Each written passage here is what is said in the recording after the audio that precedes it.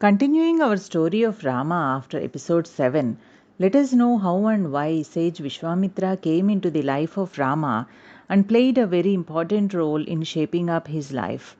Rama and his three brothers, under the able guidance of Guru Vasishta, received extensive training in warfare and became scholars in Vedic and all other knowledge required for the life of princes and kings.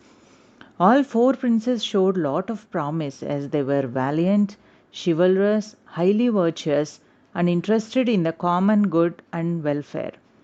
Out of them, Rama, with his superiority in all virtues, outshone and became the apple of everyone's eyes. His parents, his gurus, brothers, and the people of Ayodhya adored him with all their heart and soul. Right from childhood, Queen Sumitra encouraged her sons Lakshmana and Shatrughna to support the other two brothers and be their associates. Thus, Rama and Lakshmana developed a close bond and became inseparable. Same case with Bharata and Shatrughna. They could not live for a minute without the other and were spending time always together. Time passed by fast, and the princes returned to Ayodhya after completing their education from Guru Vasishta's ashram. The royal family and the people of Ayodhya welcomed them with open hearts and engulfed them with their love. The princes, particularly Rama, in return shared the responsibilities of running the kingdom and developed close bonding with the people of Ayodhya. Queen Kaikeyi, due to her close ties with her maternal family, used to send her son Bharata along with Shatrughna frequently to visit their maternal grandfather, who was very fond of Bharata. Rama and Lakshmana stayed back at Ayodhya fulfilling their duties. When Rama was about 16 years old, sage Vishwamitra came to Ayodhya to ask Dashratha to help him against the atrocities of the demons who were disturbing his daily Vedic activities. Maharshi Vishwamitra was a great sage who was credited with the creation of Gayatri Mantra. Vishwamitra was originally a Lodh king, also called Kaushik, as he was the descendant of the great king Kusha and belonged to Amavasu dynasty. He was the Chandravanshi king of Kanyakubja. He was a valiant warrior and later became a great ascetic and thus a Brahmarshi. Vishwamitra and the guru of Rama, Vasishta, had a long history which breeded enmity between them. It was sorted out only much later after Vishwamitra became a Brahmarshi. Both of them became gurus of Rama and has a great role in shaping his character and bringing out his good qualities. The reason he came to Dashratha was with an intention to take Rama with him and make him powerful enough to kill the demons and save the sages from their atrocities. Though he himself was capable to kill demons, he did not want to, as he was taken a vow not to use the weapons. When he reached the court of Ayodhya, King Dashratha was ready with preparations to welcome the great sage. He washed Vishwamitra's feet and paid his respects along with Guru Vasishta and other members of the court. After making him sit comfortably in a suitable seat, there were pleasantries exchanged. Finally, Dashratha asked Vishwamitra the reason for visiting him and promised to fulfill any wish of Maharshi Vishwamitra.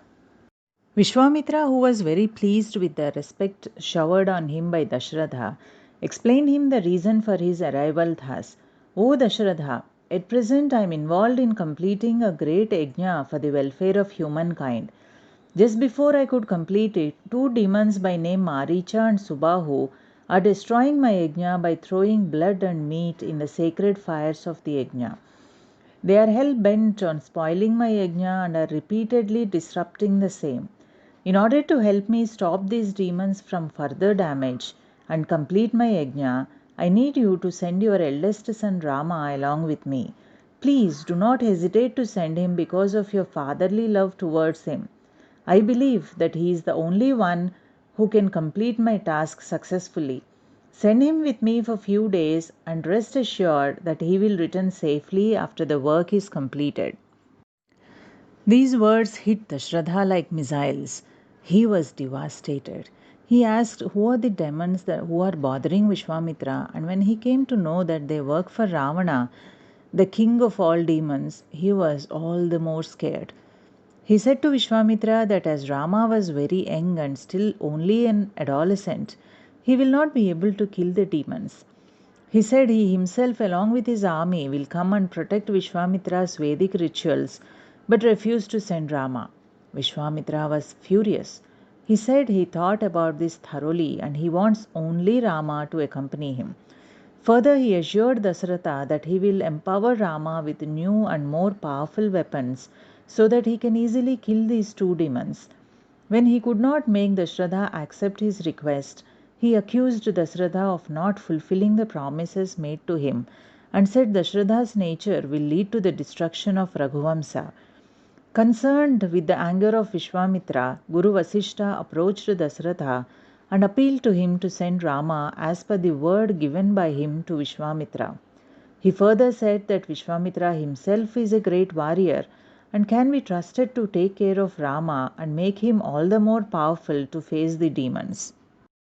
Hearing his Guru's words, Dashratha's anguish was somewhat reduced and he accepted to send Rama along with Vishwamitra to help him complete his yajna. Vishwamitra was pleased with the turn of events. Dashratha called for Rama to the court. Along with him, Lakshmana also came as both the brothers are together always. Dashratha explained his intent to send Rama along with Vishwamitra and asked Rama to listen to whatever Vishwamitra says and treat him like his guru. As usual, Lakshmana also wanted to go with Rama.